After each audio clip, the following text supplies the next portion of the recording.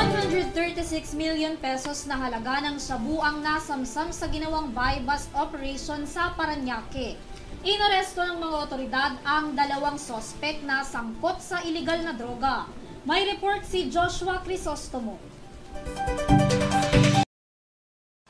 Nasabat ng Philippine Drug Enforcement Agency o PDEA at Philippine National Police ang 20 kilo ng hinihinalang shabu Martes ng hapon sa ginawang buy-bust operation sa Barangay Tambo, Parañaque City.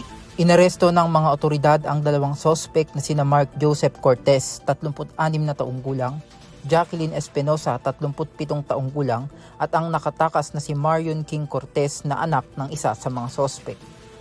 Ayon sa PDEA at PNP, tinatayang nagkakahalaga ng 136 million ang 20 kilo ng shabu na nakuha sa mga ito.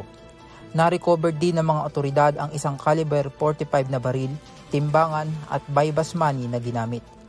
Ayon kay PDEA Chief Public Information Officer Director 3 Derek Arnold Carion, nagkahabulan muna bago naaresto ang mga sospek na sakay ng Toyota Innova na itim, matapos matunugan ng mga ito na otoridad ang kanilang katransaksyon. Nahaharap naman sa kasong may kinalaman sa paglabag sa RA 9165 or the Comprehensive Dangerous Drug Act of 2002 at illegal possession of firearms ang dalawang sospek. Para sa EuroTV News, Joshua Crisostomo, sumasaludo sa bawat Pilipino.